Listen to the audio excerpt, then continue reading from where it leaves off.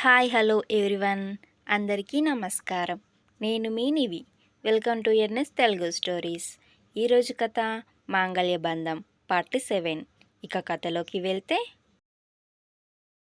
మీ మీద ఇష్టంతో మనసు నిండా ప్రేమతో మీలో కలిసిపోవాలనుకున్న తనువే కాదు మనసు కూడా పంచుకుందామనుకున్నాను. అమ్మ మాటలు మీరు వినడం కాదు, శక్తితో మీ మాటలు నేను విన్నాను. ఛ, అలా ఎలా అనుకున్నారు? ప్రియ ప్రశ్నకి ఆది దగ్గర సమాధానం లేదు. చాలా, ఇంకేమైనా చెప్పాలా మీకు అని చెప్పి ప్రియ ఇక ఆదితో మాట్లాడడం అనవసరమని ఏడుస్తూ అటు తిరిగి పడుకుంటుంది. అప్పుడు ఆది, నిజమా? ఒక్క క్షణం ఆనందంతో మాటలు రాలేదు ఆదికి. ఇన్నాళ్ళ తన నిరీక్షణ ఫలించేసరికి ఆనందంతో మాటలు రాలేదు ఆదికి. వెంటనే లేచి ప్రియ దగ్గరికి వెళ్తాడు. ప్రియ ఉలుకు పలుకు లేకుండా అలాగే అటువైపుకు తిరిగి పడుకుంటుంది. ఆది ఎంత పిలిచినా ప్రియ పలక్కపోయేసరికి భార్య భుజం పట్టుకొని తన వైపుకు తిప్పుకుంటాడు. కానీ ప్రియ బెట్టు వదలట్లేదు. కనీసం ఆది వంకనైనా చూడట్లేదు. కళ్ళు మూసుకునే ఉంది. ఇన్నాళ్ళు తన మీద కోపం అనుకున్నాడు కానీ కోపం కాదు వేరే అని అర్థమై బాధతో నోటమాట రావట్లేదు ఆదికి. ఇక ప్రియ పట్టుదల తెలిసిన వ్యక్తిగా ఇక చేసేది ఏమీ లేక మౌనంగా బెడ్ పైన పడుకొని ఏదో ఆలోచిస్తూ ఉండిపోయాడు. అలా భారంగా గడిచింది ఇక ఆ రాత్రి.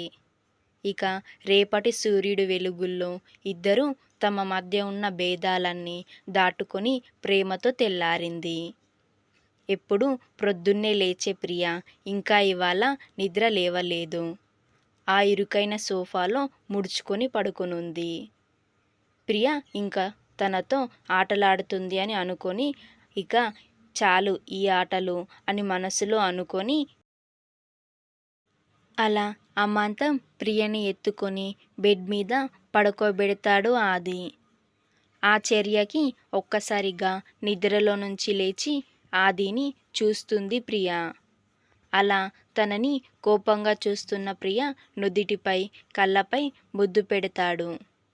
ఇప్పటికైనా తన బెట్టు వదులుతుందేమోనని. లేదు, ఇంకా కోపంగానే ఉంది. అర్థమవుతుంది ఎలా తీర్చాలి ఈ అలకని. కానీ అర్థం కావట్లేదు తనకి. ఆది వెచ్చటి పెదాలు తన శరీరాన్ని తాకేసరికి మేను ఒక్క క్షణం పులకరించింది ప్రియకి.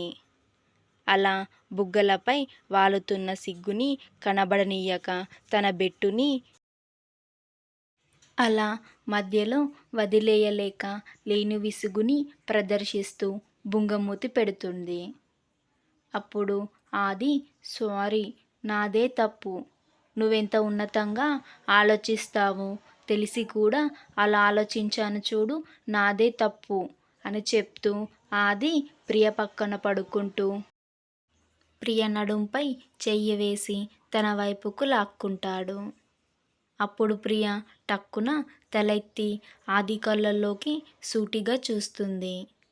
ఆ క్షణం ఎందుకో ఒక్కసారి గుండె జారినట్టు అనిపించింది ఆదికి. అలా బాధగా ముఖం పెట్టి గుటకలు మింగుతున్నాడు ఆది. మీ అక్కంటే నాకు ప్రాణం. జీవితాంతం తనని చూస్తూ బతికేయగలను. ఆది కళ్ళల్లోకి చూస్తున్న ప్రియకి తన చెల్లెలు శక్తితో ఆది అన్న మాటలు గుర్తుకొచ్చాయి. నిజంగా తనకి తెలియకుండానే కళ్ళల్లో నీళ్లు తిరిగాయి. ఎంత మంచివాడు, అలా ఎలా దూరం పెట్టాను? అమ్మ హెచ్చరించినప్పుడు తెలియలేదు కానీ ఇప్పుడు తలుచుకుంటే భయమేస్తుంది. ఎందుకంటే నవ్య తనకన్నా పెద్ద అందగత్తె. అలాగే స్టైల్గా ఉంటుంది. బాగా చదువుకుంది కూడా. అలాంటి అప్సరస అందాలన్నీ ఎరచూపిన సిగ్గు విడిచి పైన పడ్డ తన మీద ప్రేమతో చలించని అతని మనసు ఎంత స్వచ్ఛమైనది. ఆది ప్రేమ ఎంతో గొప్పది. నవ్య నవ్య ఎవరనుకుంటున్నారా? నవ్య ఎవరో కాదు, ఆది వాళ్ళ దూరపు చుట్టం. పైగా ఆది వాళ్ళ నాన్నకి బిజినెస్ డీలింగ్స్ ఉన్నాయి. వరుసకు బావ మరదళ్ళు పెళ్లి చేస్తే బాగుంటుందని నవ్య తండ్రి చాలాసార్లు ఆది వాళ్ళ అమ్మా నాన్నకి ఆదికి రాయబారాన్ని నడిపారు. కానీ ఆది ఇష్టం తెలిసిన వాళ్ళుగా ఆ రాయబారాన్ని సున్నితంగా తిరస్కరించారు ఆది వాళ్ళ అమ్మా నాన్న. ఇది తెలిసిన నవ్య బావ మీద ఆశ చావక చాలానే చేసింది. కానీ ఆది మాత్రం అలా కాదు ఇలా అని మెల్లమెల్లగా చెప్తాడు. అయినా కానీ లాభం లేకపోవడంతో మందలించాడు. మరలా కోప్పడ్డాడు కూడా.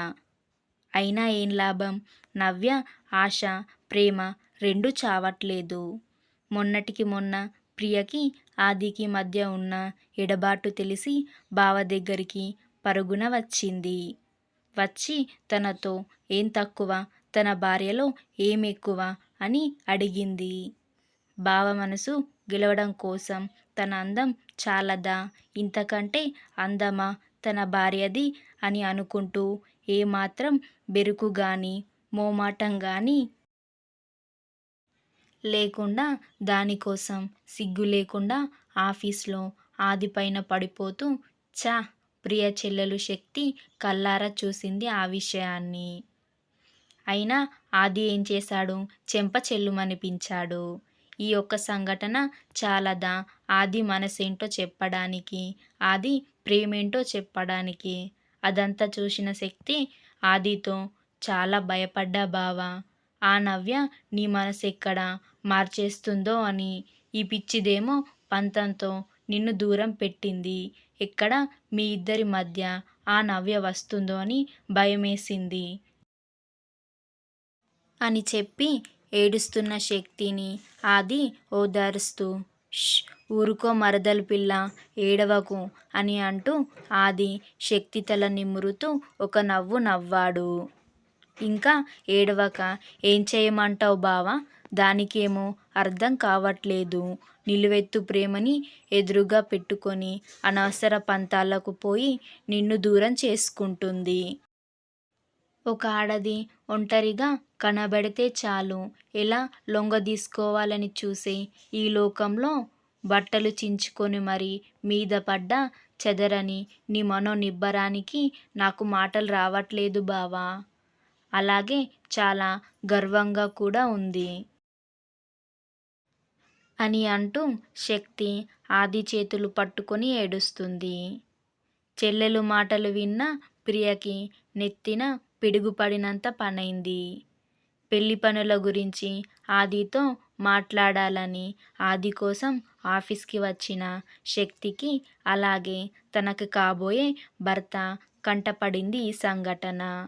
ఇన్నాళ్ళు ఒకప్పుడు అక్క వైపు మాట్లాడిన శక్తి ఆ సంఘటన వల్ల ఆది వ్యక్తిత్వానికి మెచ్చుకోకుండా ఉండలేకపోయింది.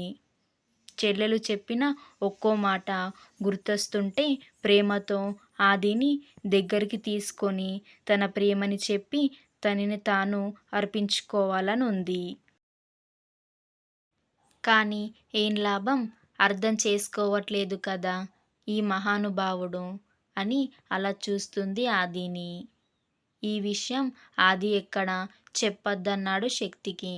కానీ ఈ విషయాన్ని అక్క దగ్గర దాచలేకపోయింది శక్తి. ఎందుకో మనసులో ఏదో భయం పట్టుకుంది ఆదికి. శక్తి ఈ విషయం చెప్తే ఇంకేమన్నా ఉందా?